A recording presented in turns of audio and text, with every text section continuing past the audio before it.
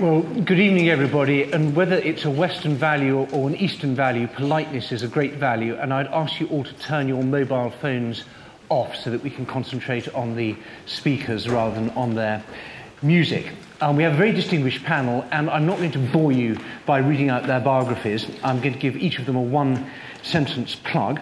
Proposing the motion, we have David Aronovich, who is going to feature on BBC One shortly, doing the Big Blair programme, which he interviewed the Prime Minister. He's also got a book about conspiracy theories coming out, but he points out these are not related. Douglas Murray is very modestly doesn't want his books published, although he wants them published but not plugged. But he wants just to be promoted that he is the director of the new Centre for Social Cohesion, and Ibn Warraq is the author of the new Defending the West. On the other side, against the motion, we have William Dalrymple, author of The Last Rule, which I think has been translated into 25 Indian languages and many other ones. Charles Glass, author of The Northern Front about Iraq, and Tariq Ramadan, who is the author of many books, including Western Muslims and the Future of Islam. So without any more ado, I'm going to ask Ibn Warraq to propose the motion. Ibn, the floor is yours.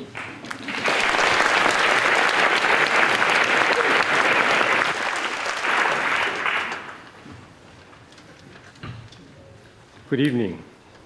Okay. Edward? Okay. The great ideas of the West, rationalism, self-criticism, the disinterested search for truth, the separation of church and state, the rule of law, equality before the law, freedom of conscience, thought and expression, human rights and liberal democracy, quite an achievement surely for any civilization, remain the best and perhaps the only means for all people, no matter what race or creed, to reach their full potential and live in freedom. That is why Western values, on which is self-evident economic, social, political, scientific, and cultural success is based, are clearly superior to any other devised by humankind. However, when these values have been adopted by other societies, similar benefits have accrued to its citizens, as in Japan and South Korea. Liberty, the second great panel in the triptych, is also an immense human idea. It is embodied in the magnificent creation of human rights.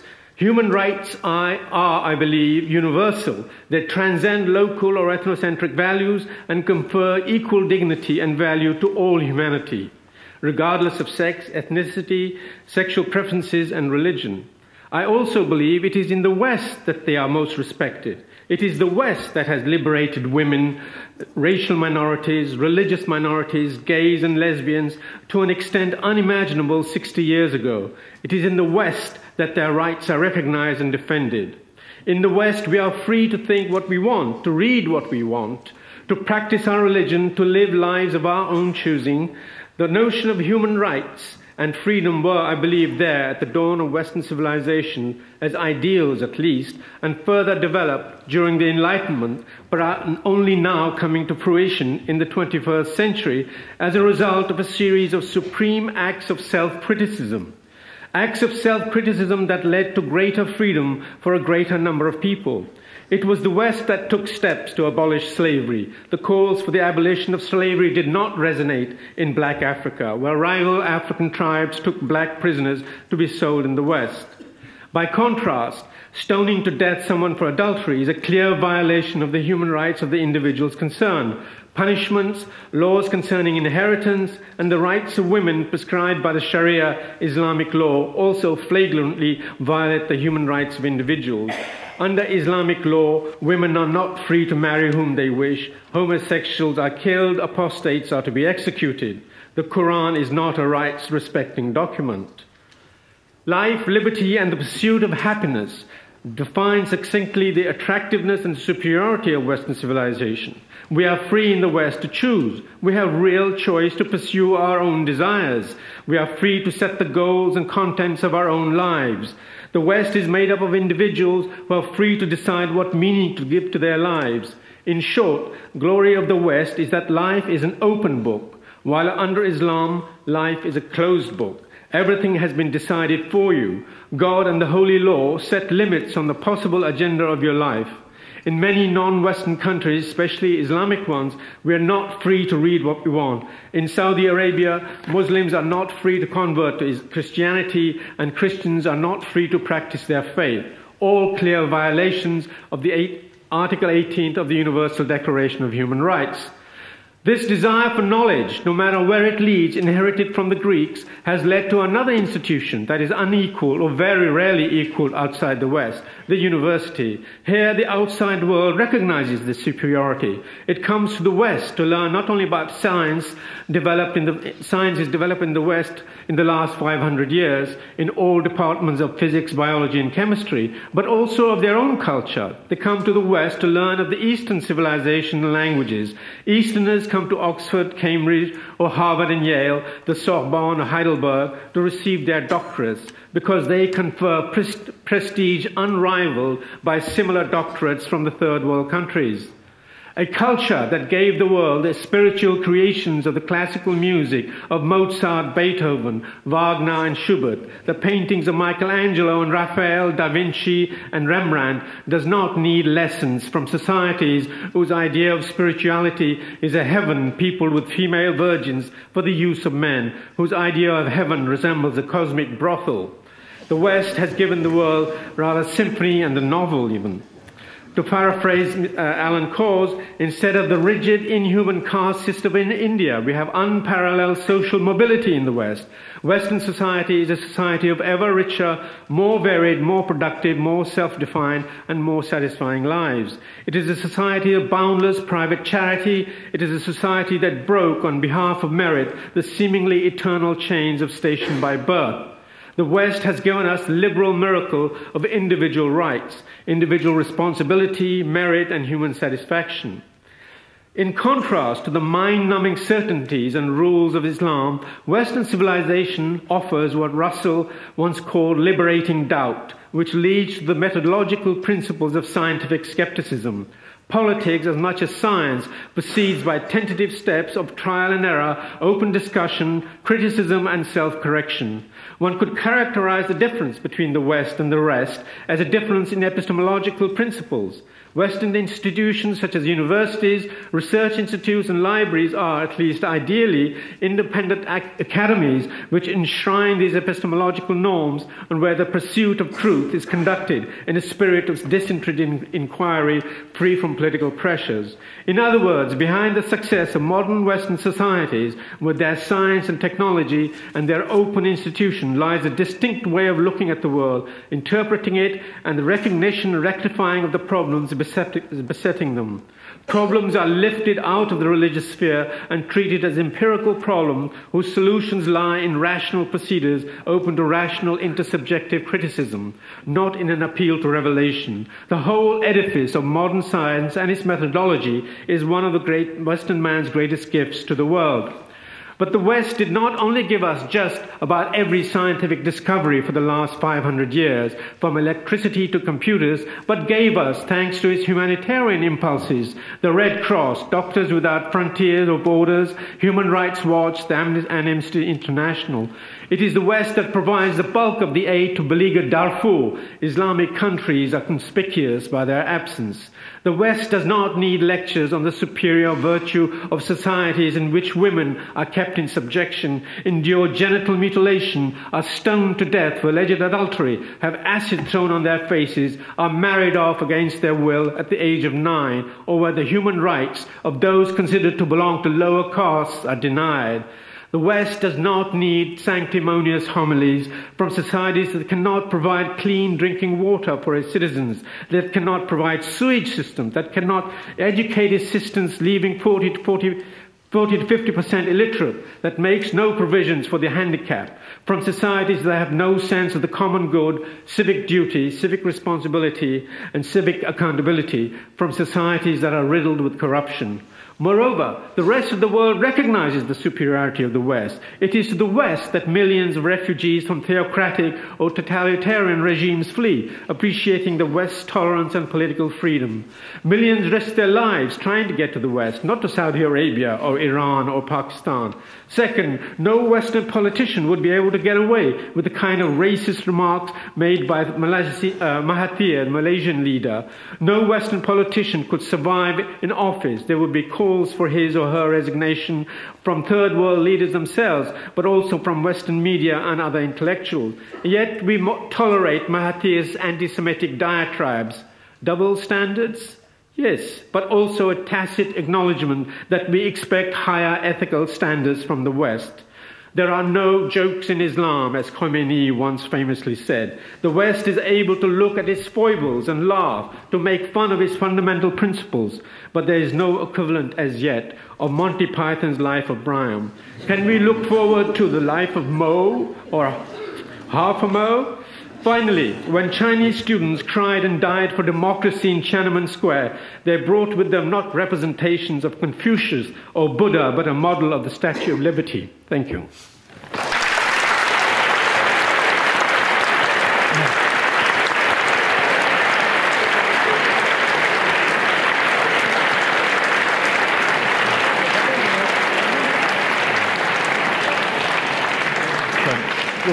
Thank you very much indeed, Ibn Warraq, for that, both for your eloquence and for your spectacular punctuality. You stopped on the second of your allotted 9 minutes, and I commend this practice to the other speakers.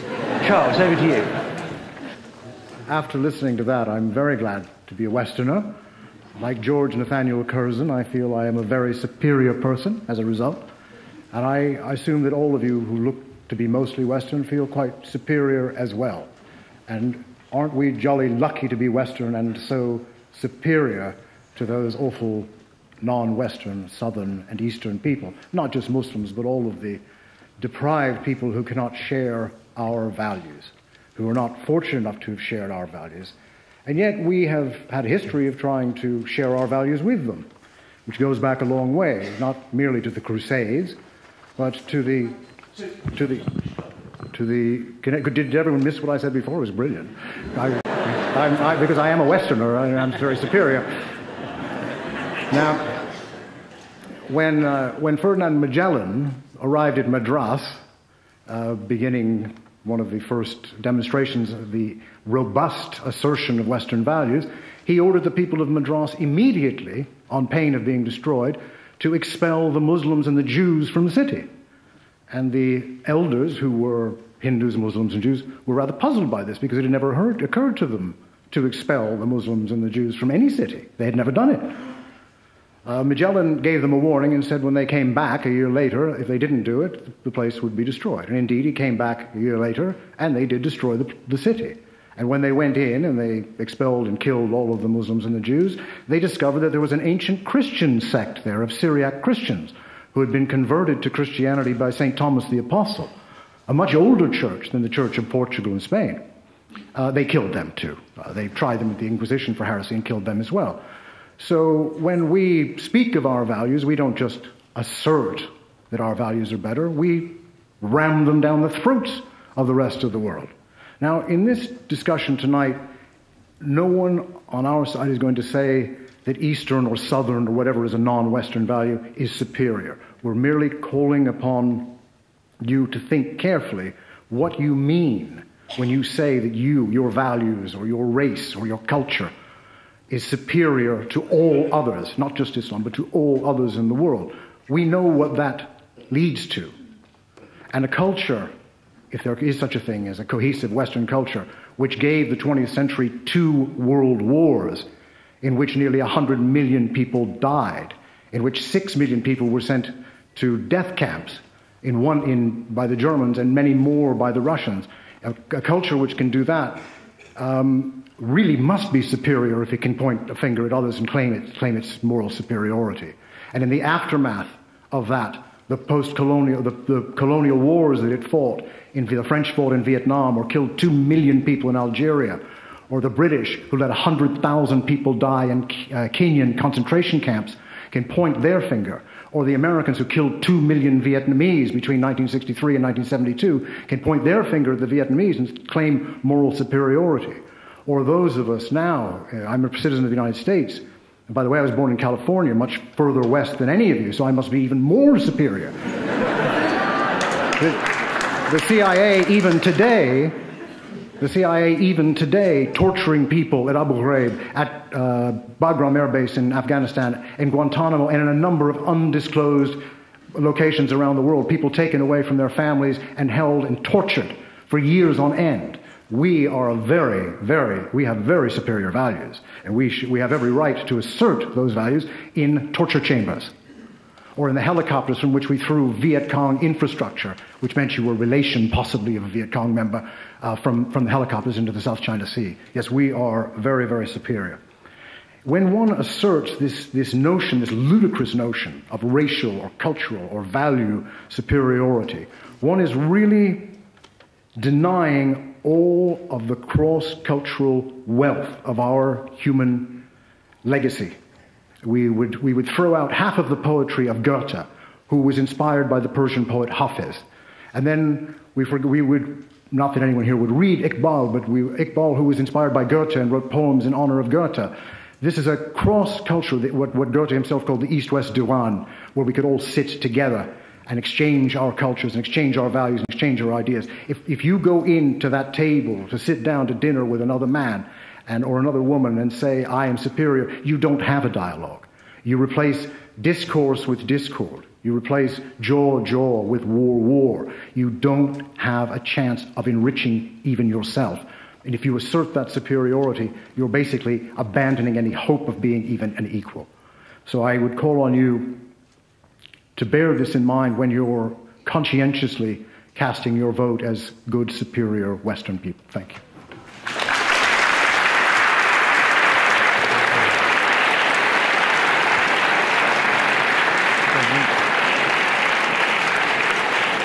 Well, thank you very much, Charles. The contributions are getting shorter and shorter. I'm not sure this is going to turn into a trend, but we'll see. David Oronovich, you have 9 minutes if you choose to take it. They were getting shorter. But I'm sure nobody will mind, least of all Charles, if I take up his extra minute that he laid down and so on. No, maybe not. I mean, first can I say that this is easily the most distinguished set of opponents I've ever had in a debate of this kind, and I have debated against Boris Johnson. So,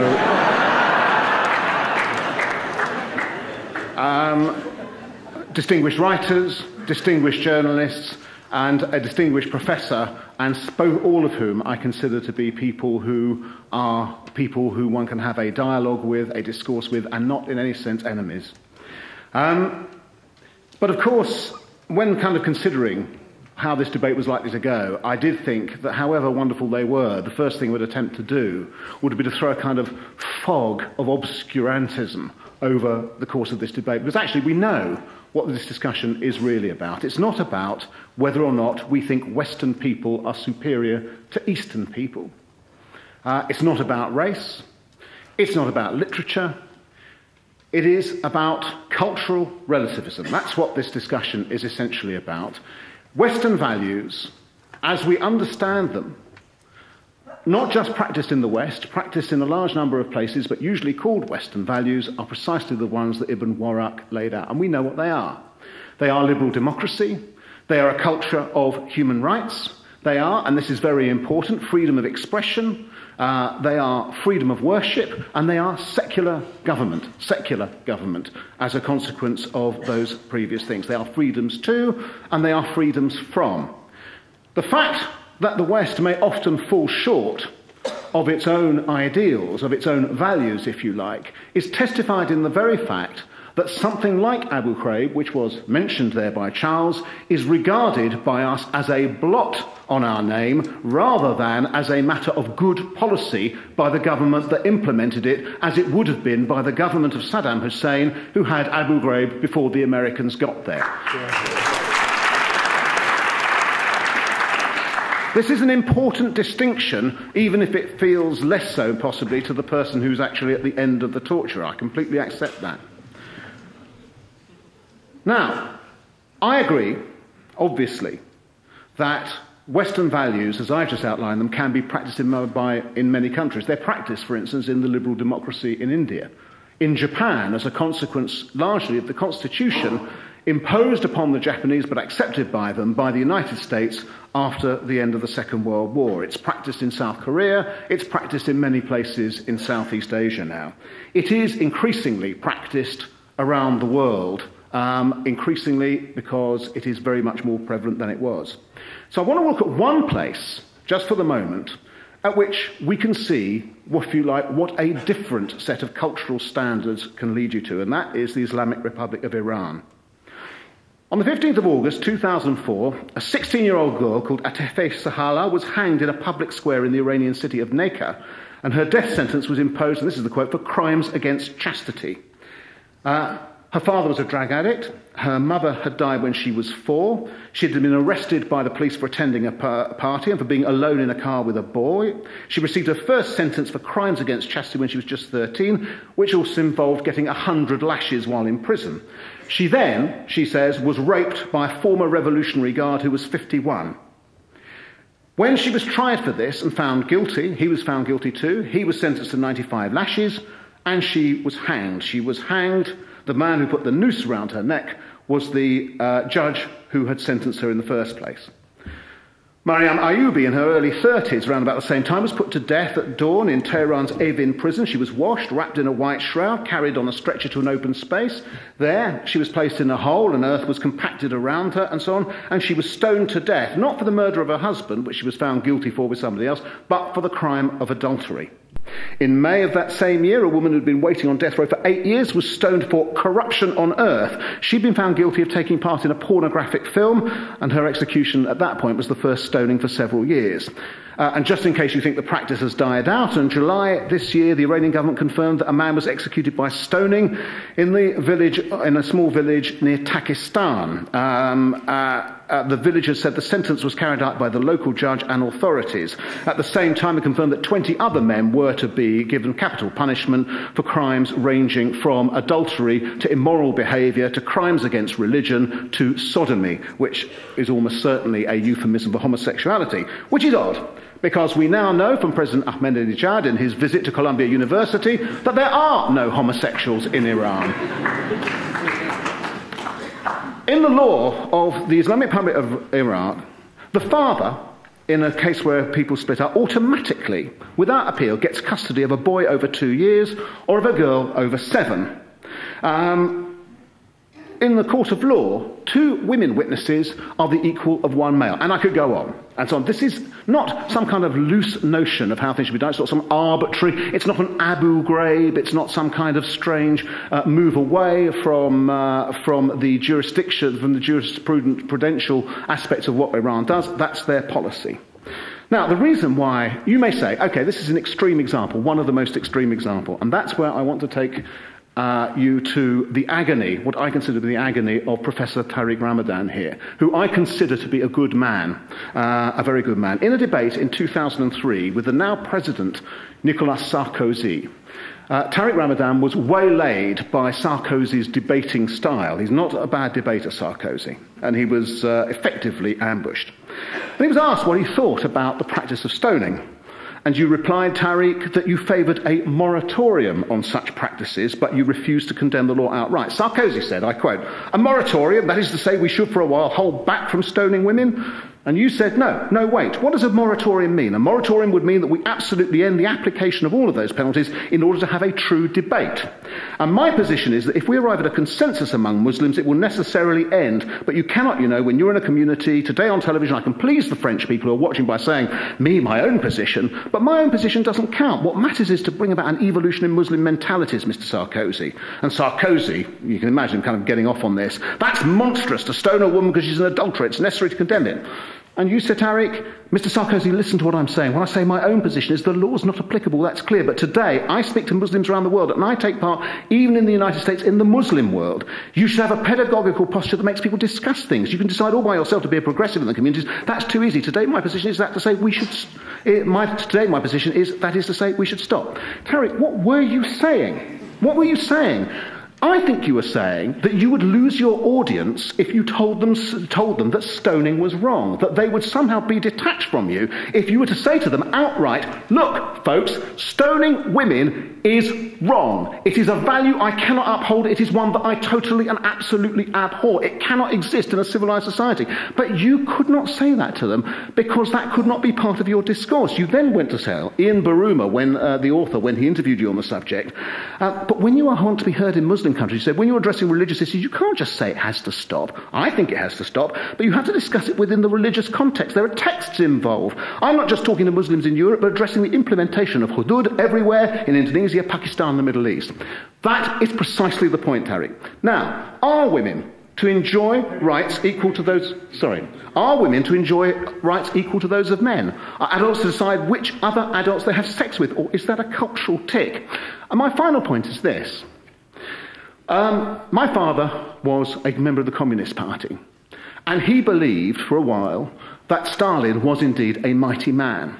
And there were around at that time many people who would say that the West was in some way inferior or not superior. The values of the West America were not superior to those properly understood in the Soviet Union if you only just understood the context.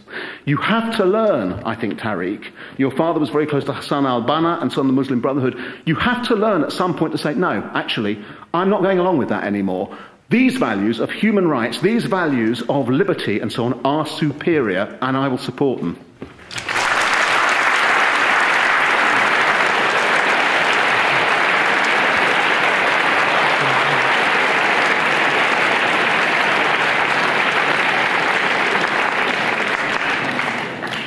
Over to you, Tariq. Thank you. Thank you for that. I was not expecting such a comment on some of the things I said, but I will maybe come to this at the end. To start with something which is really, really scary sometimes in the way we ask the question or we put some motion. The superiority of our values. And to assert them. I think that from the very beginning, to put the thing like this, it's to stop the dialogue and to stop the dialogue with all the other world. It's not understandable, it's not acceptable, in fact, even to speak like this. But even the arrogant dimension of such a statement is in fact coming from very deep. It's exactly the opposite. It's because we are scared that we come with such a statement. We are scared of what is happening now, that we are losing something of our identity. All these immigrants are in Europe. They are all just threatening the identity of Europe, and then we reduce the past. We assert a new we, which is a closed we. Our world is under siege, and we try to say this is what we have to assert. And I think that coming from here, it's this closed word of reference. Who is this we are talking about? I'm a Western Muslim. I am in or out? Where do you put me? When I'm saying I'm a European Muslim, I'm within the Western values or still an outsider, insider? Which is exactly what is happening today as if, and all implicitly in your talk is, Islam is the problem. So the point here for me is this perception of two closed worlds is completely wrong. It's historically wrong, it's scientifically wrong. What are these values that are Western values? When you come to speak about freedom or rationality or doubt, I'm sorry to tell you, you have to revise the books. Because even Descartes, coming with the central notion of doubt, was connected to Abu Hamid al-Ghazali, 12th century. 12th century, it's a big name, we don't know about it. The only one we know coming from them, which is like us, is Averroes.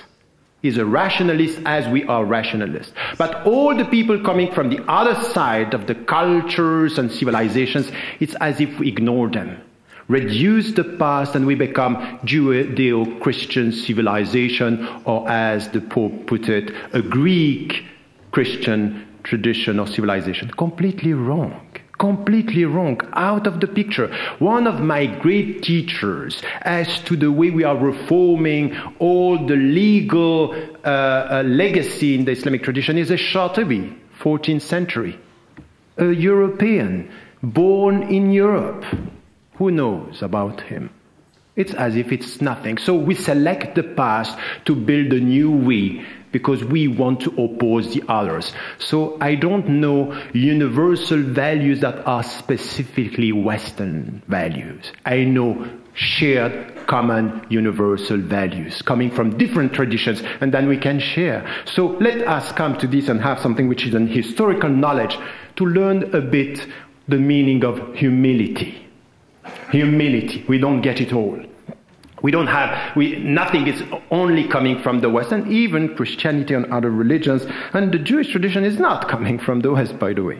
So this is a point which is quite important, and it has nothing to do with cultural relativism. The second point, which is problematic for me, is that it's very easy to look at our ideals and just to point out the failures of the other. So the reality of the others compared to our ideals. I find exactly the same in the Islamic majority countries. The great Islamic ideals, and look what they are doing in the West. And I come here and I see exactly the same. Our great values, freedom, respect, and look at them the way they are doing. Even in what you did right now in front of us, is to say, when it comes to Abu Ghraib, we are all against it. But when it comes to Iran, this is symbolizing Islam. It's as if I was for this. I'm not. I'm sorry, and the great majority of Muslims are not.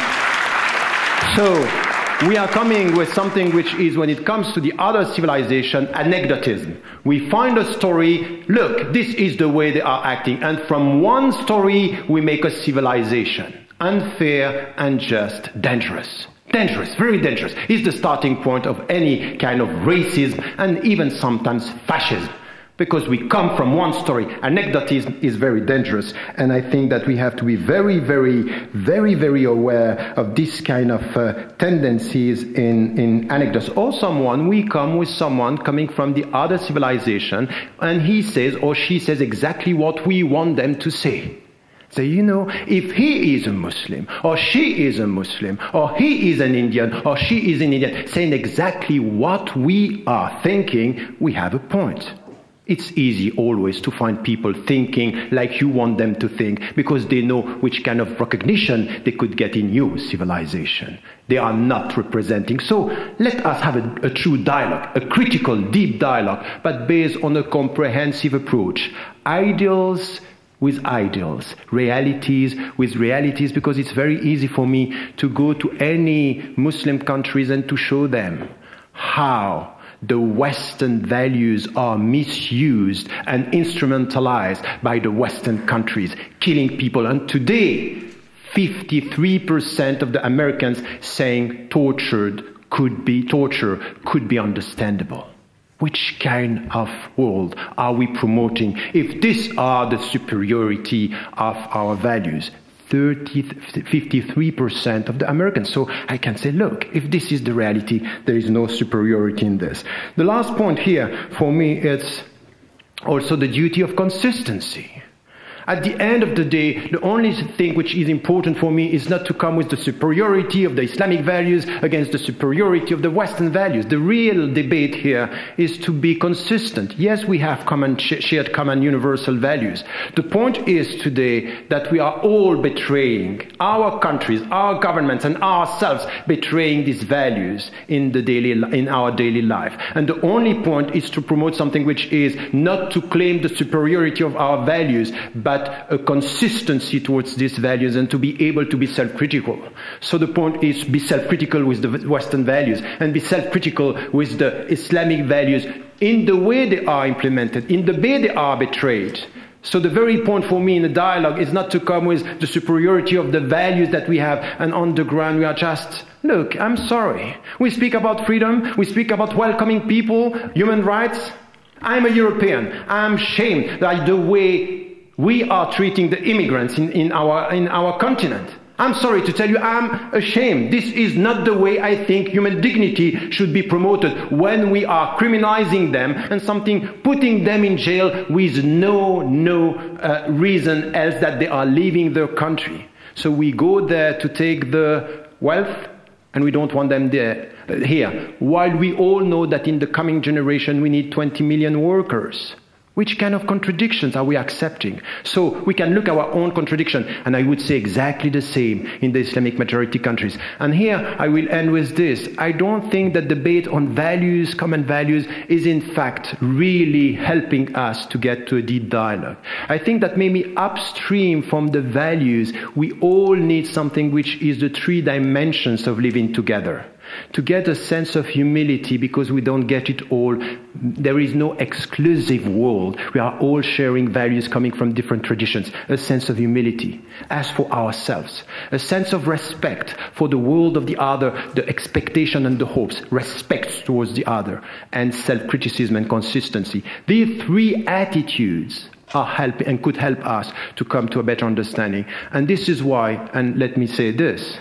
When, for example, Amnesty International in the States is asking, as today I was called a few months ago by the Italian government, asking for an international moratorium on death penalty. You accept it. You know why you accept it? Because you know that if you go straight towards abolition, it's not going to be heard. You know what it means to be pedagogical in the way to change the mentalities. You understand this, and all of us, we understand that Amnesty International in some American states is asking today for a moratorium because they know that it's not going to be followed. My point is that I said that I am against this implementation, but I am working with a world where I respect the people and I want them to change the mentality from within. While I want us to talk, I want everything to stop. Not only, by the way, stoning, because you are reducing what I said. I'm speaking about death penalty, stoning, and corporal punishment. My position is stronger than yours, because you are sitting here, you're not going to change. And maybe tomorrow you can go to Saudi Arabia. You know what? I can't go. I pay the price of being from where I am and helping the mentalities to change. Let also understand that from your arrogant position, you are not understanding, decentering yourself from your own position and waiting the people to follow you, while you may have also to follow the mentalities, and it takes time. Thank you.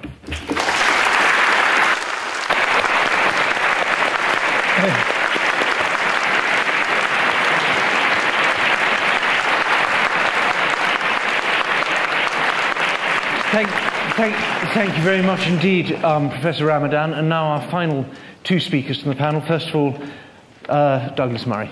Thank you. I should assume some of that applause was for me as I got up.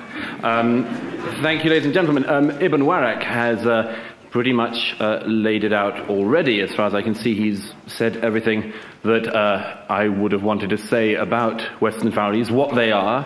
He's defined them. There isn't, I believe, much challenge from the panel so far, or I suspect from the room, about those values. The only thing I can see that might hold up some people in the audience from voting on the right side tonight, if I may. Certain of the words in the motion, we say that we shouldn't be reluctant. We should be, to assert the superiority of our values. Superiority is, I think, the troubling word we've all got here, and a couple of my predecessors have already mentioned this. You don't have to go very far in Britain, or the West in general at the moment, to find people's unwillingness to assert the superiority of their values. But they know the superiority of their values because they live with the superiority of their values. I talk at a lot of campuses, and I was at one last night in London where a student got up and started protesting because I had said that an Islamist government was of itself a bad thing, which I think it is. I just said to this student, and it's not a hard question you'd have thought to ask, I just said, well, name me one Islamist government state that you would want to live in. And this is a serious question, ladies and gentlemen. It is also a personal question, and one which, if people were honest, they would admit is personal. As a gay man, there's not a country that's run by Muslims which I could live in. One of my best friends is in hiding again tonight, Dayan Hassi Ali, because of what she says, and she'd be killed if she went to any Muslim country. And I think that matters. And I think the way in which this affects our personal lives does matter, and we should not ignore it. We have the great blessing of living under this system. And we take it for granted, and we spit on it, and we can because we're living in that freedom. But I beg you, ladies and gentlemen, not to pretend that that means that we shouldn't assert the superiority of that system, because that is what it is. It is a superior system. It doesn't, I would stress this, it doesn't have to be violently asserted. Rights and values are not asserted by violence. They are asserted by showing people your rights. They are shown by example. If you do not speak up for your rights, if you do not say that you think that the rights that you enjoy should not be enjoyed by other people, or people with darker skin, or people in other countries, then I submit that you make a great error of judgment. Mr. Glass treated us to a textbook example of Western masochism. And I know some people in the hall enjoy that, because some people laughed and clapped when he cited Western civilization and epitomized it by what? World War, Nazism, Abu Ghraib, Guantanamo.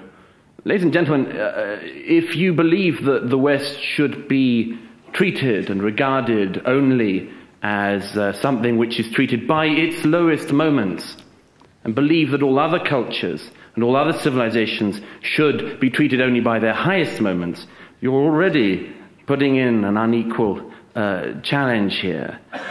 Abu Ghraib and Guantanamo, I need hardly go without saying, ladies and gentlemen, were not representative of me, were not representative of the West. And the great difference that can't be cited, can't be reiterated enough, the great difference is that Lindy England is in prison. She is in prison and did not speak for the West. She was imprisoned and found guilty in the West, by the West, for the West. That matters, ladies and gentlemen, and it can't be stressed enough. Mr. Aranovich has already done this. But in Iran, when a couple were shot the other week for holding hands when not being married, the courts congratulated them. Ladies and gentlemen, it does not need you to want to assert your morals violently, to say that that stinks and we will not be a part of it. Mr. Ramadan then went on, and I think this is an important thing to talk about, to immigrants. He did exactly the same thing that Mr. Glass did.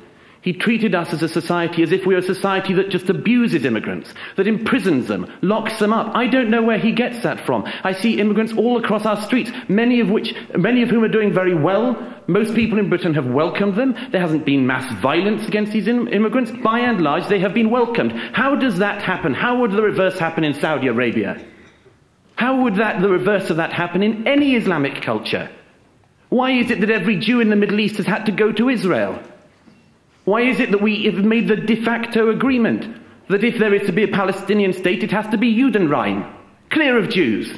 Because we treat them by a different standard, ladies and gentlemen, and we know it, and we will not do what we need to do, which is to say this is what works for us, and this is, we believe, what could work for other people. Mr. Ramadan said that we need dialogue. I agree. Everyone agrees we need dialogue. But where does it start? Would it start, for instance, with making a joke, contra Mr. Khomeini, not a very funny man? Or would it start with an article, perhaps? Would it start, perhaps, with a film? It did, a few years ago, with Submission, and Theo van Gogh was killed. Could it start with making a joke, perhaps? A joke in a cartoon? Well, apparently not. Because we know that there were burnings and killings and lootings and riotings across the globe in reaction to those cartoons. If you're going to start a dialogue, what could you do that would be smaller than drawing a cartoon? If anyone has an idea, please let me know. But this dialogue, which we keep on being offered, is not reciprocated. And we can have the dialogue here in the West tonight. But how many of the countries that will be talked about by the other side could we have the same dialogue in? We get to discuss our failings because we are in the West. We get to analyze our failures because we are here, and I think that matters. I would like to finally pick up on 2 points. Firstly, the idea, and it was misrepresented by Mr. Glass straight away, and I hope you noticed it, and I hope you registered it, that Western values were being used by our side, my side of the hall, as being something which we were keeping for ourselves. Mr. Ibn Warraq did not make that statement, and nobody on our side has. We are saying that the values which people call Western are universal. That doesn't mean secularizing people. It doesn't mean making everyone else believe in your gods or in your favorite fashion item or your favorite pop star or your favorite type of food. But it does mean that the rights which the West has nurtured and brought up, exclusively the West has nurtured and brought up, should be and can be extended to other people. And I deeply resent the notion that that was misrepresented in that way, as if we were making some kind of racial exclusive claim. Our side is not. Finally, if we do not assert our values, ladies and gentlemen, who will? Who will assert them across the Muslim world? Who are the reformers in the Muslim world going to look to when they want to see and desperately need separation of church and state? If we do not say, if we do not assert and state that we believe that is the best way to live, who is going to do it in the Muslim world? Who is going to feel emboldened to do it? And Assert Manji said a few weeks ago when she was in London, said this: if you give up on us, if you give up on yourselves, people like me are dead. And ladies and gentlemen, I think we should take that call seriously. To assert the superiority of Western values is to state the obvious. It's to have faith in ourselves, and it's to have faith in other people. Thank you.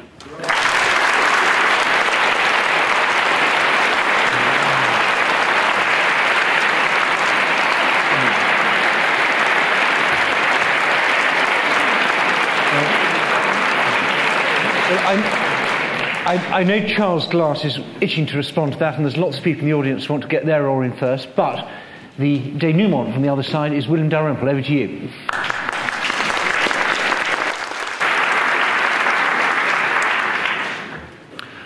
A short distance from where I live in Delhi lie the ruins of the city of Fatehpur Sikri. Fatehpur Sikri was built by the Emperor Akbar in the early 16th century. And there he called together representatives of Sunni, Shia and Sufi Islam, Hindus from Vaishnavite and Shaivite and atheistic positions, Jains, Jews from Cochin, Buddhists from the Himalayas, Zoroastrians from Gujarat, brought them together to discuss where they differed and where these different religions could come together and live together. Muslims are not usually thought of in the West as standard bearers of freedom of thought. But Akbar insisted that no man should be interfered with on account of religion, and anyone should be allowed to go over to any religion that pleases him. He argued for the pursuit of reason rather than the reliance on the marshy land of tradition. Now, all this, of course, took place while in this city, a short distance from where we're now standing, Jesuits were having their entrails pulled out. They were being hung, drawn and quartered. In Spain, the Spanish Inquisition was torturing anyone who disagreed with the ideas of the Catholic Church. In Rome, Giordano Bruno was being burnt at the stake in Campo de' Fiori. Now, I think it's well worth emphasizing Akbar, for he, the greatest ruler in the most populous Muslim state ever, the Mughal Empire, represented so many of the values which the opposition is claiming as exclusively Western. I think this is particularly so of neocons like Douglas, who wrote in The Spectator this week of Western values being rule of law, parliamentary democracy, equality, freedom of expression and conscience. But where did these ideas come from? Judeo-Christianity, as we've already heard, obviously is not a Western set of ethics. Jesus was not born in London, however much the Victorians like to believe that God was an Englishman. The Council of Nicaea, where the creed was thrashed out, had more bishops from Persia and India than from Western Europe. Judaism and Christianity are Eastern religions. Simple. Where did the first law code get written? By Hammurabi in ancient Iraq. The idea of reason being having a primacy in the West. Well, think about Adelard of Bath in the 12th century, coming back from his scientific studies in Syria and disputing with his French-educated nephew. I was taught by my Arab masters to be led only by reason, he said, whereas you are taught to follow the halter of ancient authority. Who was the first ruler to emphasize equality? Akbar in the 3rd century BC, who laid down in stone basic principles for the freedoms of all his people and did not exclude women and slaves as Aristotle did. Yet figures such as Akbar and Ashoka are not taught in our syllabuses. So it is possible for us in this room today to believe that these ideas are Western values. In truth, I do not believe there is such a thing as a Western value. Do I have the same values as a Midwestern evangelical or a Serbian warlord or a Liverpudlian football thug? Does the Dalai Lama share the same values as Osama bin Laden? This idea that there are Eastern and Western values is simple nonsense. Utter nonsense. To cherry-pick your favourite values, as the opposition have done, and to call them Western, and then simply to imply that their opposites are somehow Eastern, is simply bigoted, silly, as well as unhistorical. The great historian of the Crusades, Stephen Runciman, knew better. Our civilization, he wrote at the end of his great 3-volume history, has grown out of the long sequence and interaction and fusion between Occident and Orient. The best in both Eastern and Western civilization comes not from asserting our values, but in humbly learning from our mistakes and from others. The ability to learn from the past of the mistakes of the past is not the same as moral relativism. If we are wary of asserting Western values today, it's not because we are moral relativists, it's because we know the worst excesses of colonialism, the millions of deaths which took place due to secular Western ideologies, such as Marxism, fascism, and most of all, Nazism. These movements are not freak departures from form, so much as the most terrible expressions of the darkest side of Western civilizations, our long traditions of anti-Semitism and genocide of non-Western Untermenschen. Just go through the peoples we have wiped out, the Tasmanian Aborigines, the Incas, the Aztecs, the Apaches. Think of the Belgians in the Congo. Think of the Caribs in the Caribbean. Think of the hundreds of thousands put to death by the British after the Indian Mutiny. Think finally of the Holocaust, 6 million dead. It is this tradition of colonial genocide that prepared the way for the Holocaust. For all our achievements in creating wealth and emancipating women and slaves, all the wonderful things that Ibn Warraq talked about, our social freedoms and human rights, for all our generous involvement in international aid projects, our sense of superiority, our continuing tradition of arrogantly asserting this perceived superiority has consistently led to all that is most shameful in Western history.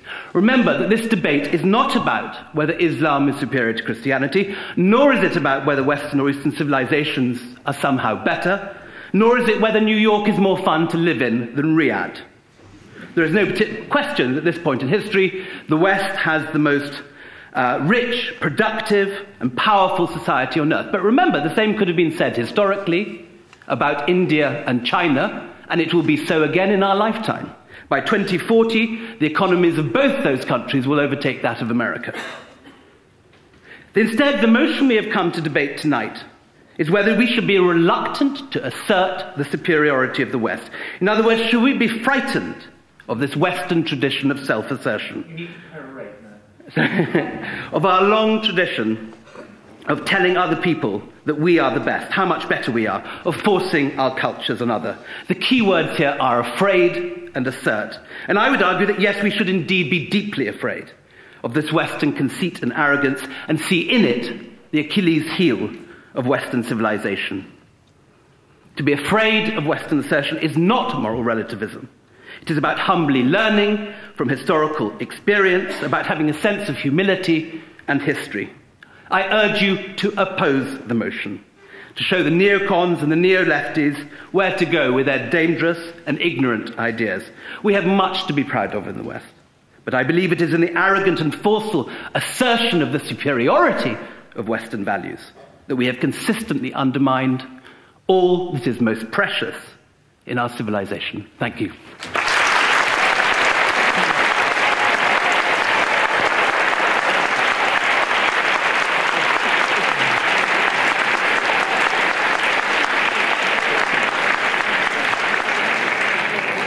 Well, I'm sure you're dying to get your points and questions in, but just before that, I have the result of the preliminary vote, which was taken before you heard those 6 excellent speeches. A little bit of maths shows that there are 741 people who cast their voting slips, and before the debate, For the motion, broadly speaking, in favour of Western values and their promotion, 313. Against, 221. And don't know, 207. Now, whichever way that goes, I'm sure it'll be different at the end. So the rule now is that I'm going to ask to take questions from the floor, and if it's a very pointed one, I may give it straight to the panel, or otherwise I may take a bunch together. I see a gentleman at the back with his hand there. I'll try and give roughly equal shares to the balcony and to the main auditorium. So if those in the balcony wanted to get close to the microphone up there, and if you can give the gentleman at the back there, in the second row from the back, you can go first. And do try and catch my eye, and I shall send microphones round. There's a gentleman, you can bring the microphone to that gentleman in the front row there for next. You go ahead, sir. Yeah, I have sympathy with both sides of the debate tonight, but I think David Aronovich really hit the nail on the head when he said that this debate is about relativism. It's not about Western values versus what goes on in Iran. And I'd like to hear a lot less about what goes on in Iran, about stoning and such.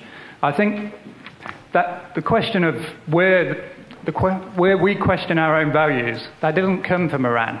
You know, relativism is an idea that was developed in our own universities, in our own thinkers. We're questioning our own values. We're losing faith in ourselves.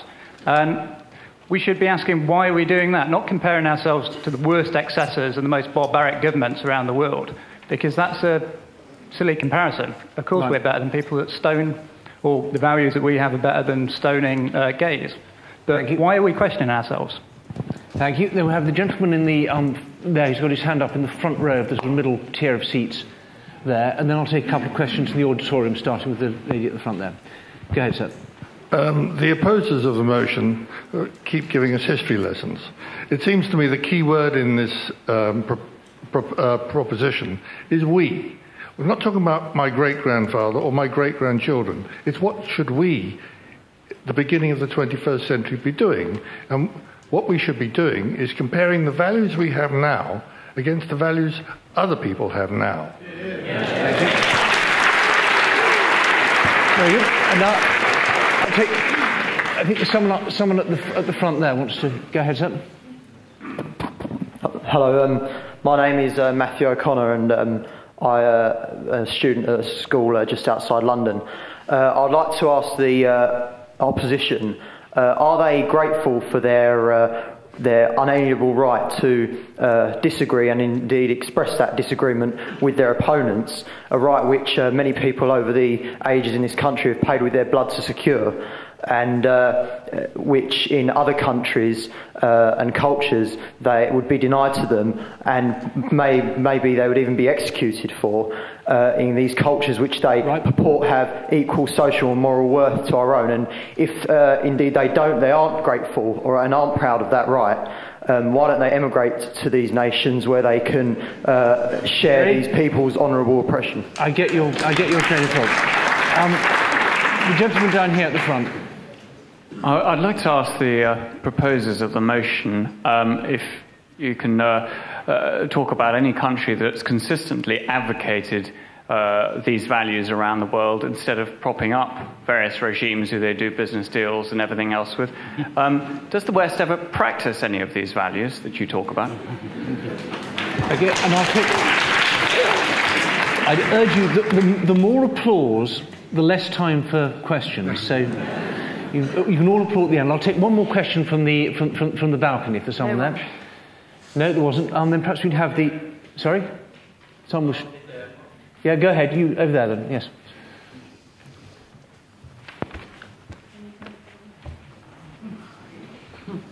Someone's shy. No? You've got the microphone?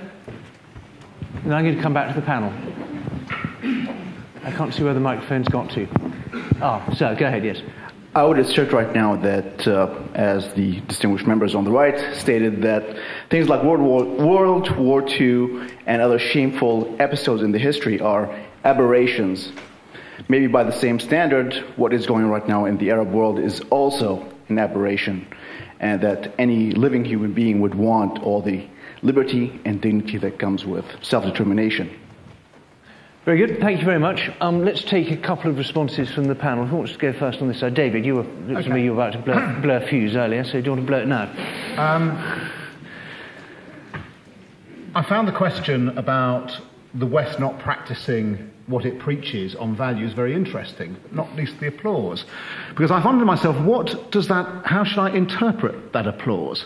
Should I interpret that applause as meaning that the West should seek to practice the implementation of its values abroad? If that is how you interpret the applause for your question, then I utterly and completely agree with it. Unfortunately, it does mean that you have to vote with the motion and not against it, doesn't it? In order to be in any way consistent. What would be the point of thinking that these values were not superior and then seeking to implement them around the world? There would be no point to it. My point is entirely that in the past, the West, as we're talking about since the Second World War, if I can bring us slightly more up to date than Magellan and the Spanish Inquisition and the Emperor Akbar and so on, all of these worthy events. The whole point about what we are seeking in this motion to defend as being superior values would, if they had been properly defended, have fended off the possibility of Nazism, the Second World War, and so on, and would probably, had we not compromised, had we not dealt with Saddam Hussein, etc., avoided us being in the position that we're in at the moment. I have a very simple question at this point to put to Tariq Ramadan. He asked for humility, Tariq, what is the humble position on women's rights and equality for women? Tell me. Right. I'm going to... I promised to come to Charles Glass first, and then I'm going to go to Tariq straight afterwards to answer that question, then I'll come back to this side. Charles. In response to the practice of one's values and the statement of one's values, at the moment there are wars going on all over Africa and in other places in the developing world. There are no manufacturers of weapons in any of those places. The United States, Britain, France, Russia supply $30 billion a year to the developing world. We can throw in China as well. We'll throw in China as well because it's now joined the Western Club as a major manufacturing nation, and it is supplying the wherewithal for these people to kill one another. And the United States, by the way, supported Saddam Hussein from the time he came to power until he made the mistake of invading Kuwait. And as it supported undemocratic regimes throughout the world since the end of the Second World War. So if you ask any democratic force in Syria or in an African country what help they ever got from the United States in an anti-colonial struggle or in a struggle against their dictator, they tell you basically the United States supplied the intelligence network for their governments to put them into prison and kill them. Tariq Ramadan, there was a direct question to you. What is the humble position on women's rights? Yes. First, I didn't say that. I said that if we want a deep dialogue and to understand in which way we can build together, 3 conditions, and humility is one of them. When it comes to women's rights, my position is quite clear, and it's here. I don't know if you want to follow what I'm saying or you are following, but you are changing the ground just to make a point where you don't know how to react on the first point of the moratorium. On the women's rights, there is no discussion. There are values and equality, and that we have to work for this. From within the Islamic world, within the Muslim communities, for years and years, I have been promoting this and say that we have to struggle against discriminations, coming from 2 main fields. The first one is a cultural reading of the scriptural sources, and the second is literalism. And to say equality, same competence, same salary, the right to decide who you want to be, autonomy, to act against domestic violence, to act against any kind of forced marriages. All this is part of the struggle. So this is why I do not accept when you essentialize Islam while taking one anecdote about a Muslim and saying this is Islam and this is the problem we have. Because we are struggling within the Muslim world to change this situation. If you don't want to listen to the people who are trying to change with a humble sense, it means that we are for the same rights, but we know that to change societies takes time. But you know where lies your humility? Is at the same time that you are asking me to reform this, is to come with me in your own society here, when you know that in this society in Britain, the women don't get the same salary for the same work, don't get the same rights, and don't at the same time, in this society, 70% of the women who are beaten by men they know. This is happening in the West. So don't take your ideal equality for something which is for granted, and when you look at Muslims, you have to change. Change with me your own world and be self-critical. This is humility. Come to me, come with me, and we will work together.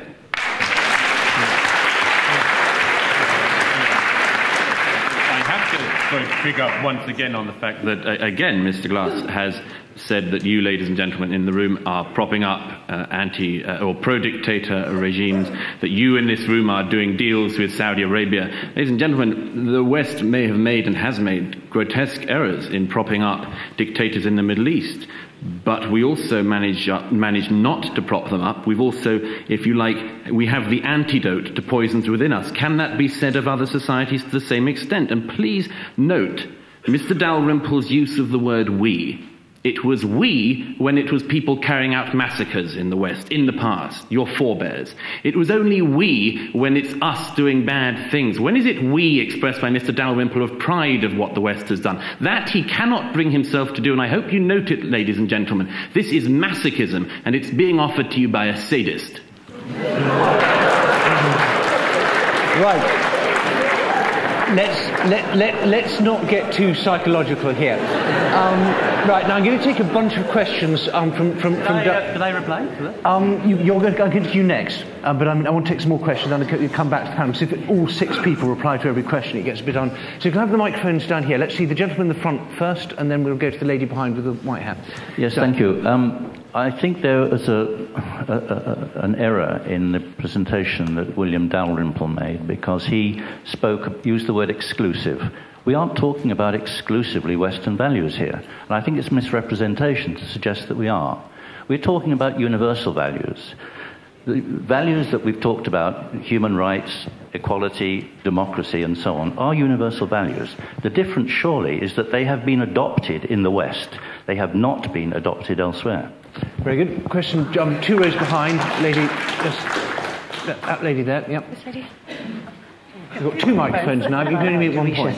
I wanted to say I was a bit frightened when Douglas Murray suggested we mustn't be afraid to assert our superiority, because isn't one of the reasons for the Iraq War the determination to spread democracy and freedom and human rights in the Middle East? I hope we're not going to be doing too much more of that. And my second point is that everybody has spoken about the Arab world, because this somehow has turned into a kind of Arab West thing, as if there are no immigrants or refugees in the Arab world. I just want to say that Syria is host to about 3 or 4 million, I don't know the precise figure, of refugees from the Sudan, Palestine, and now mostly Iraq. Thanks very much. Now the gentleman just back there has got his hand up, and then I'll take the lady in the purple cardigan there, and then we'll come back. Yes, don't worry, I'm going to be fair, don't worry. I just wanted to point out 2 sort of rhetorical moves being made by those who are opposing the motion, which people should think about.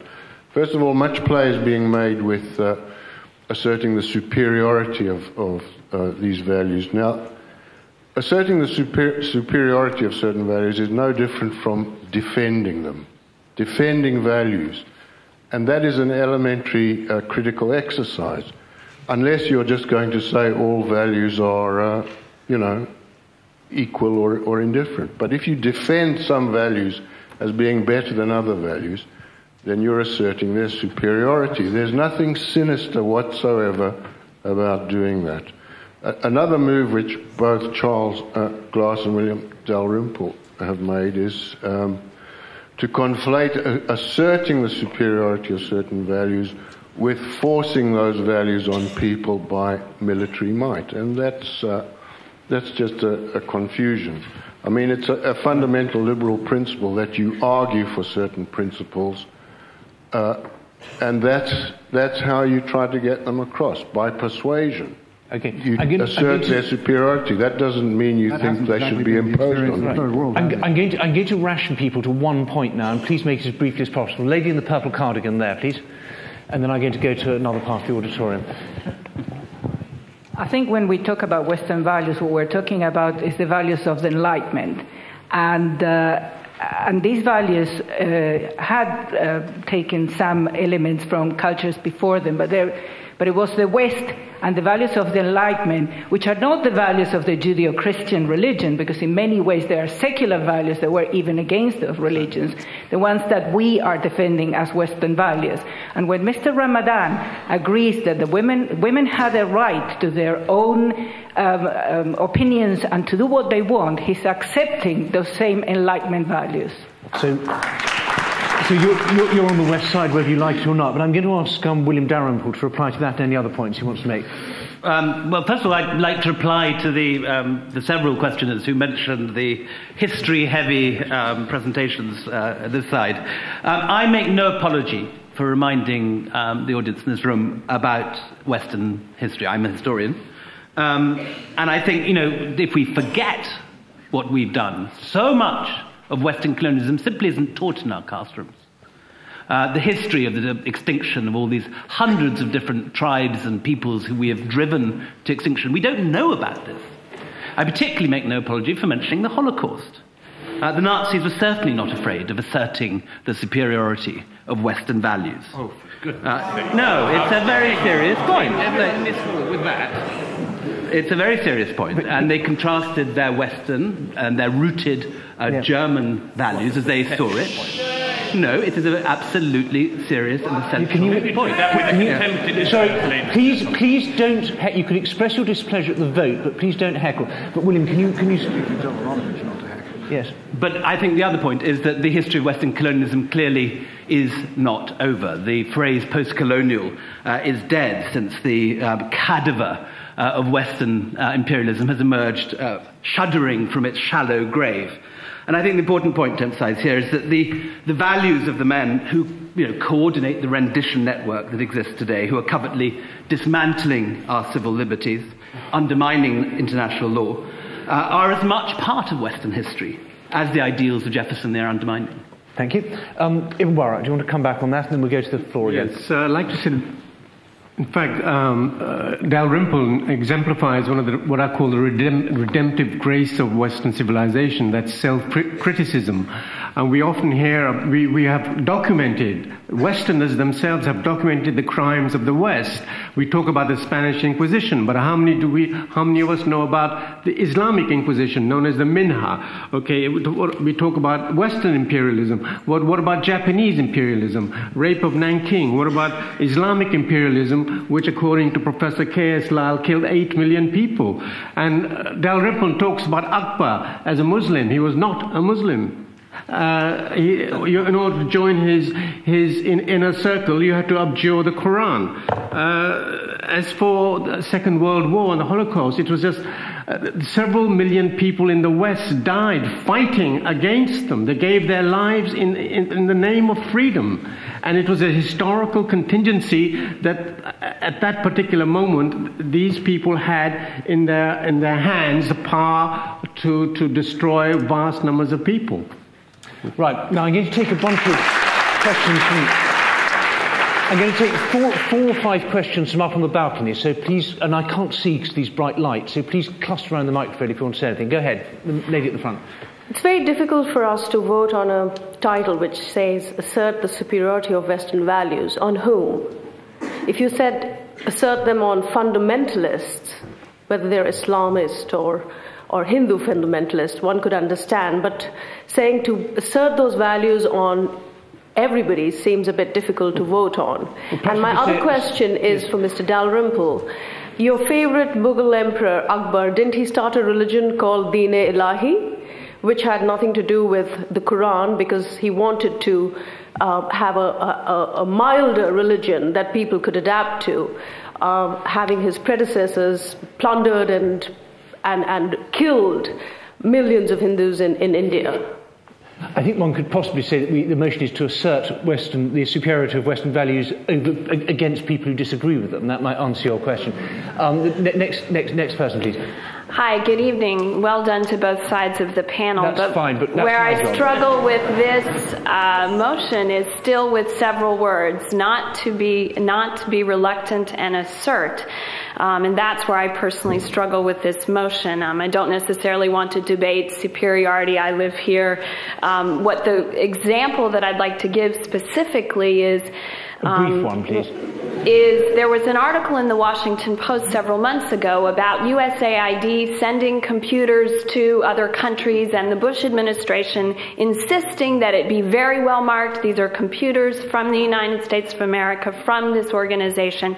And in fact, then, it meant that the gifts that were clearly meant as something to be very helpful were not as well received because they were coming with this assertion of this is something from the United States of America, a gift for you. So how do not be reluctant and assert? What does that mean that we in this room should actually do with those words in it? We'll come to the panel in a moment. Is there any more questions up from the... Take one more from the balcony. And then I'm coming over to you next, don't worry. Go ahead, sir. Okay, a question for Tariq Ramadan, really. If we take Tariq at his word that we're all sort of after much the same thing and we all sort of agree on things, although I'd like to see him say that in a predominantly Muslim audience in Iran, say, given that a lot of change is needed in lots of countries, for example, Iran and Syria, as a pragmatic measure, does he think it's a good idea to have a theocratic regime, or would he prefer to have a secular democratic regime to effect the change that we all want to get to, if we all agree that we all want to get there? Very good. I think that's going to... Is there no more questions from the balcony? Very good. We'll go then... Tariq, do you want to answer? So one more. Yes, go ahead. Sorry. Just make it very quick, please. Right. Yes, I'm coming to you next. Just be patient. Yes, right. I couldn't help but notice, while listening, that two of the speakers, more than any of the others, had a rather poor grasp of the English language. Which that's not the point. So just make a very brief intervention. Yes, I'll make a brief point. My point is merely that it was very theatrical, your use of the language, but rather feckless. And you resorted, in the case of Charles Glass, to using jaw, war, which to me sounded like naff. And I'm getting to my point. And in the case of Tariq Ramadan, you had to resort even to using Nazi language. So we're not here to have stylistic critiques of the debating style. Can you make a point? Right. My point is merely that more anger than analytical argument came across in your speech. And the overwhelming point for the motion was that moral relativism is not a desirable thing. I have not yet heard an argument against that point. I haven't heard anything that perhaps you'll hear it now. Tariq Ramadan, do you want to answer that and the other points on behalf of this side? And then we're going to you, I promise. No, there are two things. The first thing is about this moral relativism or cultural relativism that we are talking about. I think that this is not the point. When we are saying that the way to look at our values as our values, not shared by others, and then as they are ours, they are superior, or we are asserting the superiority, this is the problem. The point for me is really to say, and this is exactly the point about women. Someone who is telling me, because I'm struggling for equality, it means that I'm coming to take the Western values. It means that maybe you don't know about what is from within the religious trend or within the Islamic civilization, what are the values? It may be, and I think that this is the way, when you come back to the role of the woman in the society, even at the beginning of the Muslim society, you will find that there were nothing like, for example, same work, not the same salary, and not the same involvement in the society. I think that you have to come also to something which is, it may be that what we are rediscovering is also something which is our own values that are also shared by the West. It's not the West who get it all. So the point here is not to say, if you say what I want you to say, it means that you are coming to my universe of reference. This is very arrogant. This is something to look at the others as if they are not here. And it means also that you don't know history, not enough. So this is one point. The second point is about so it's not about at all cultural relativism. And when it comes to secularism, for example, we are asked about this, in which way we have to deal with this. Let me say something. I'm sorry, I have to take 2 minutes just to explain this, because it's really important, it's central. I heard it 3 times, is that secularism is something which is universal. By the way, when you say Western universal values, stop, hold on. Western universal values is a contradiction in terms. Western universal value, Western or universal, or everything which is Western is universal. There is a problem here. There's a problem. So the point is, on secularism, if you speak about the concept of secularism in the Islamic civilization today, secularism has not at all the same psychological input in the Islamic countries as here. Here it meant freedom, liberty, equality. In the Islamic world, all the people, all the rulers who spoke about secularism were dictators imposing it.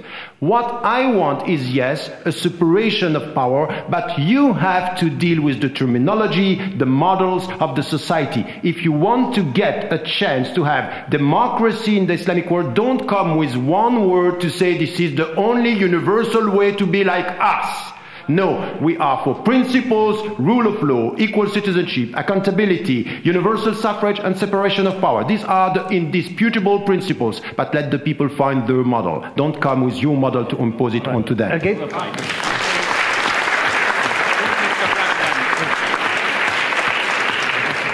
Professor Ramadan is doing is the reverse side of what I hear a lot of conservative right-wing politicians doing now, which is effectively we just have to give them a lot of time. You tend now to hear the thing about people needing their own reformation, Islam being 600 years younger and all this kind of thing. I recently heard exactly the same thing as Professor Ramadan was saying, uttered by Norman Lamont, Baron Lamont of Tehran.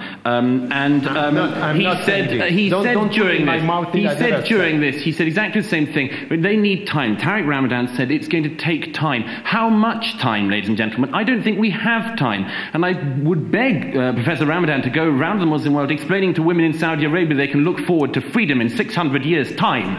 And that gay people in the Muslim world can look forward to having their first meaningful relationship 6 centuries from now.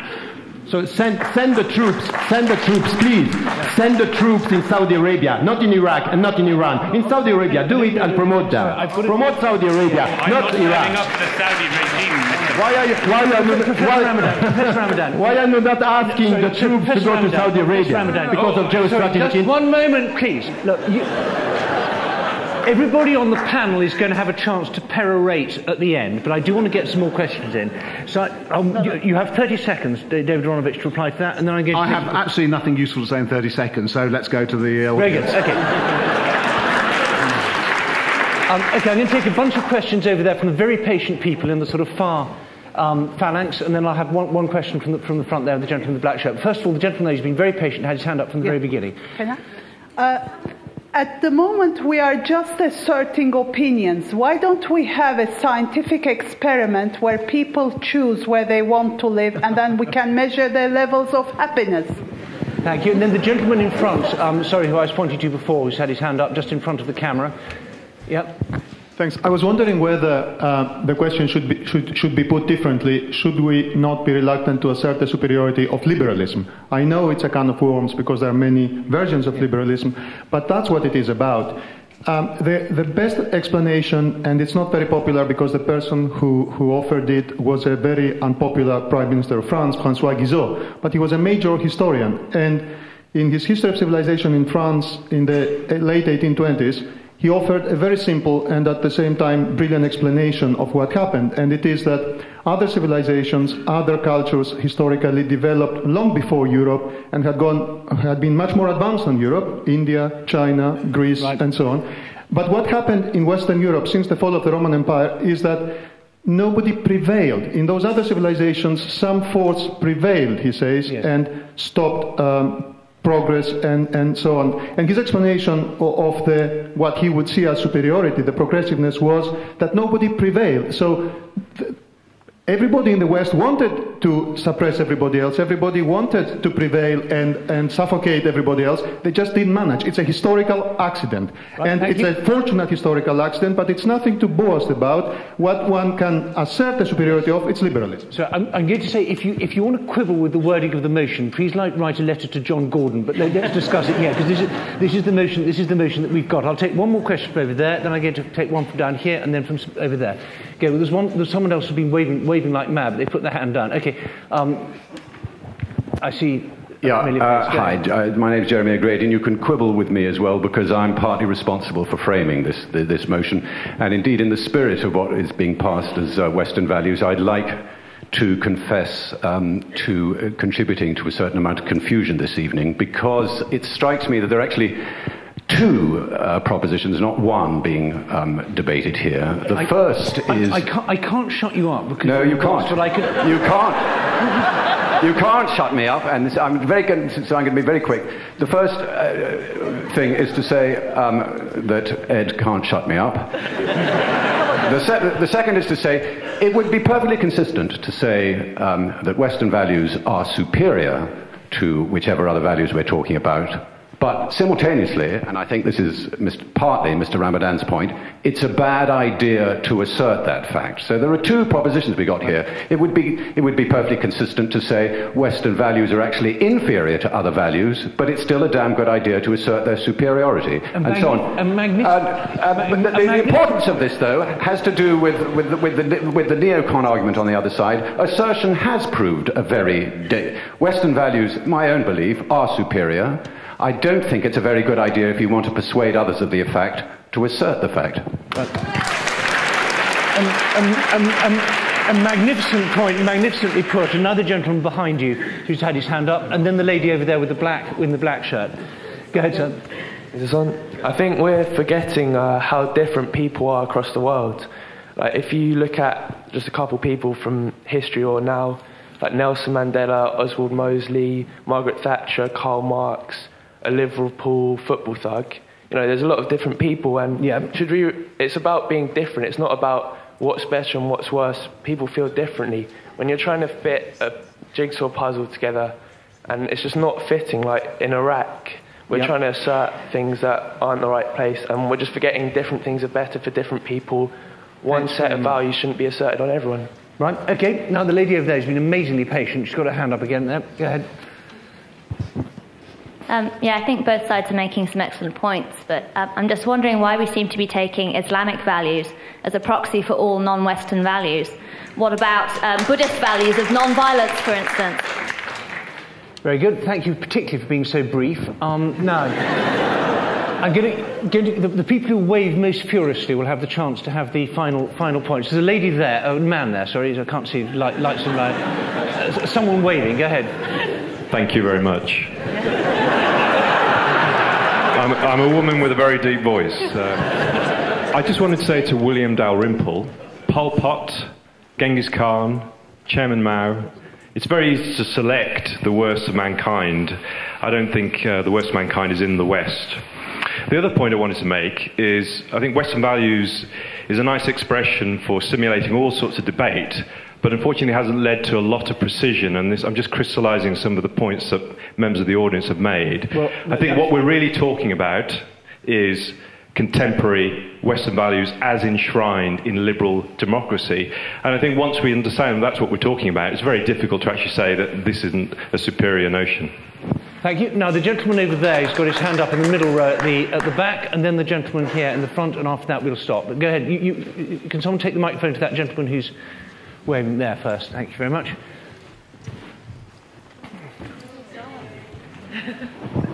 Hello, my name is Mike Butterfield. I'm a devout skeptic. I'm sure all the members of the panel are men of goodwill, and I think the problem is, as Jefferson said, the separation of church and state. And until we form some form of godless morality where people of all religions and no religion can respect one another and respect their dignity, I think we're going to hell in a handcart. I'm just as much worried about the American creationist as I am about the militant Islamic fundamentalists, and I think we need to take great care that our liberties are not going to be dissipated. Thank you. Douglas Murray's longing to set you right, but he's going to have to wait a moment. I'm going to take that gentleman there, and then we'll start. Do the members of the panel think that a meeting like this could possibly be held in a Muslim country? Right, short question, and gives a good basis for the final round. Now, we're now going to start voting. You'll be given voting slips, and you have to tear off the end that you like and put it in the box. And while that's happening, we are going to have the panel. And please, will you be quiet? You don't have to talk while you're voting. This is something you do with your fingers, not with your voices. So we're now going to go in exact reverse order. So I'm going to call, first of all, on William Dalrymple to give 1 or 2 minutes to close the case for the cause against the motion. William. I would just like to remind voters about the motion itself. As you said, it's not about whether Islam is superior to Christianity. It's not about Eastern and Western civilization. It is about whether it is a good thing to assert Western values. The tradition that we have had for so long of telling everyone how much better we are, forcing our cultures on others. I think the key words here are afraid and assert.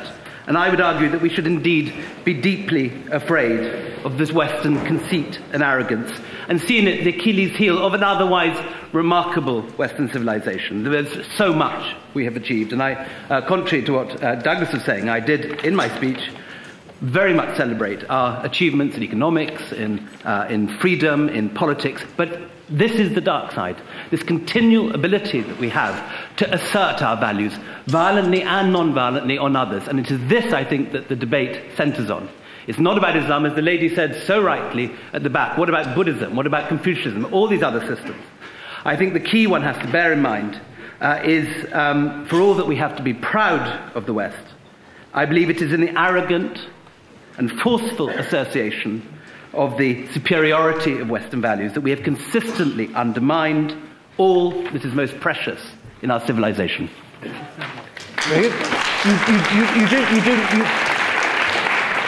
William stood up because he's very close to the lectern, but I'm going to ask everybody else to stay seated so you get more talking time that way. Unless you actually want to. I'm happy sitting. Very good. Okay. Mr. Dalrymple did, however, just make an allusion there. He talked about the West's virtues. He talked about it being rich and productive. He did not focus, for instance, or even mention the fact that it is also free.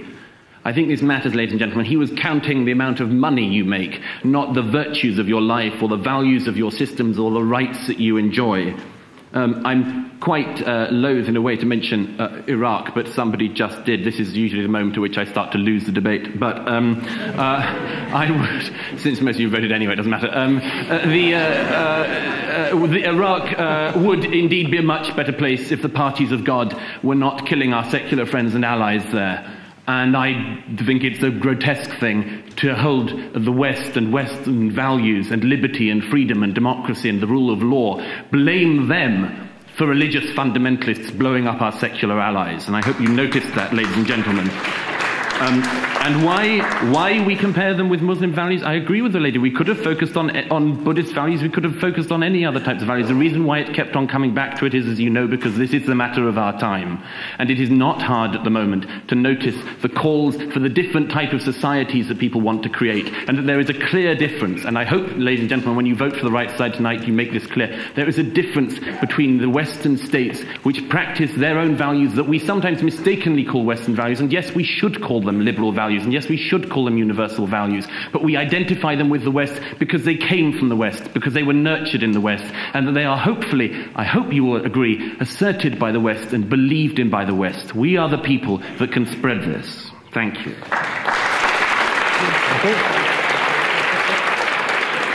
Take Ramadan, respond to that and anything else that you like. Yes, I will start by responding to what you said and go along with my conclusion. You were asking, would it be possible to have this kind of a dialogue in an Islamic majority country? In many Islamic majority countries, it would be impossible, and mainly in the Arab Islamic countries, but don't reduce Islam to the Arab countries. It would be possible to have this kind of dialogue in Indonesia, in Senegal. There are Islamic countries, so don't essentialize. While I cannot have this dialogue in the United States of America today, I'm banned from there, mainly because I'm critical. With the support of 18 universities now, we are challenging the government, because when I went to this American embassy, I was said that my position on Iraq and on the Middle East is critical and very critical, and I was asked why I was to go there. And all was said about the money I gave 1 year before one organization was blacklisted are all bullshit. Now my name is cleared, but I cannot go there. So if I was to take the United States of America as a standard of freedom of expression, I would have a problem today. So the point here for me is not to use this. You know, I don't like the position I have tonight. because of the question I got. The question is pushing me to do something which is completely against the spirit of what we have to do today. It's not to come with our values against your values and to pretend and to have a very narrow understanding of what is happening now with no historical knowledge, with no comprehensive approach. I think that the superiority does not lie on the Western values and the Islamic values, but on the people who are just, humbly consistent with their values. Consistency is the superiority and self-criticism. Anything else could be arrogance and dismissing the point of the other, and I don't like to be like this. I don't like it.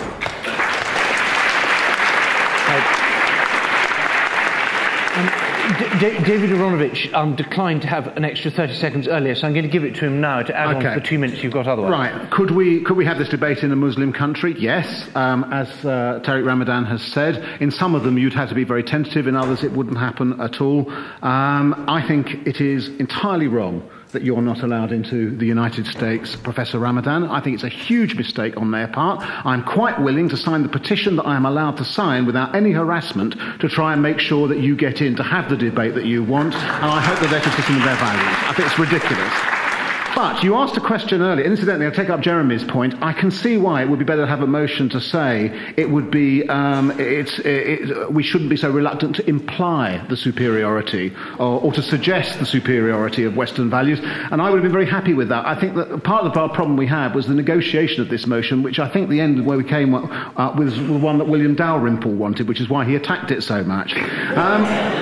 Tariq Ramadan, Professor Tariq says, in or out? Am I in or out? Tariq, you're in. I am in. We're in partially because of the values in the societies that we choose to live in. Had we been in other societies, we might not. You must begin to recognise this fact. And if what you are saying, because it's difficult to understand sometimes, is you believe in the same values as I do with regard to things like women's rights and so on, then in that case we have no problem. We can knock the Western out of any kind of title and we can agree about it and so on. But I have to say there's some prevarication there. I sometimes wonder, but if you're serious about it, fine, I'm up for it too. But William Dalrymple's not. And that's the point. He's not really up for it, because what he says is, and incidentally, I mark your ascension, William, from very, very good travel writer to historian. When my history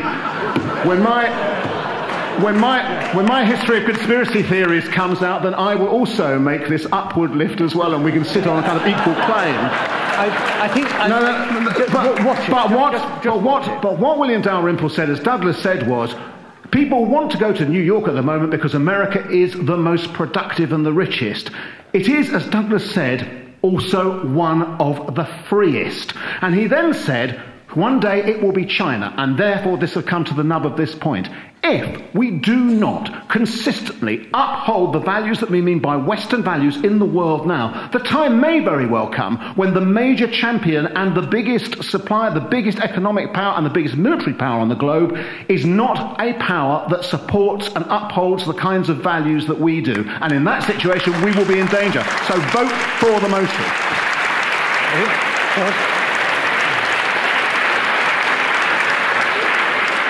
So I just want to say, because of that personal attack, if there's time at the end, I will give William Dalrymple a chance to respond. I'm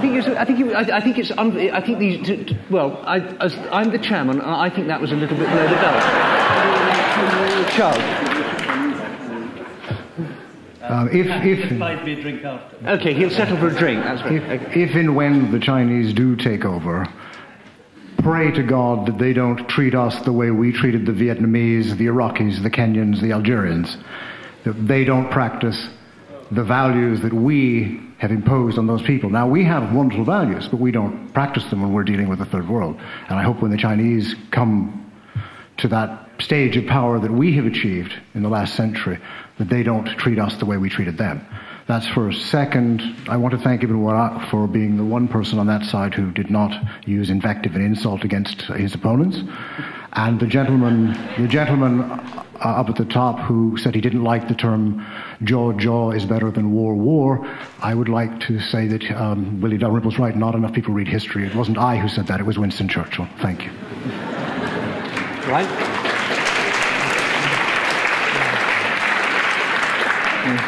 You can never go wrong in a debate in Britain by quoting Churchill. Ibn Mubarak, go ahead. Well, I think Western civilization is one civilization which is open to others to a far greater extent than any other. The West has indeed learned from the East, and I have long sections in my new book describing what they learned from Iran. So invective and plugs are on the same ban list. It is Western scholars, indeed, who unearthed all what we owed to the East. West has one of the great, as I said, one of the great features, one of the great redemptive features of Western civilization is self-criticism. West has reflected on its crimes, has learned from them, and is stronger than ever because of it, because of their self-reflection, their self-criticism. Finally, I do not wish to live in a society where you are stoned for adultery. I prefer to live in a society where we get stoned first and then commit adultery.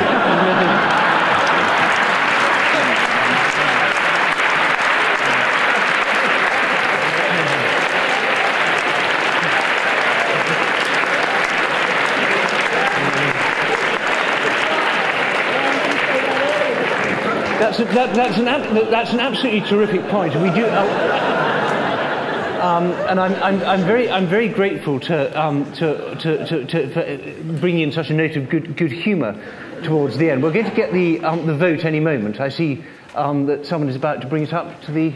Is that yes? Perfect timing. There we are. I was just wondering if I might have to waffle for a bit to keep you all amused. So, on the motion, we should not be reluctant to assert the superiority of Western values. Before, it was 313 in favour, 221 against, and 207 don't know. It's now 465 for, 264 against, and only 18 don't know.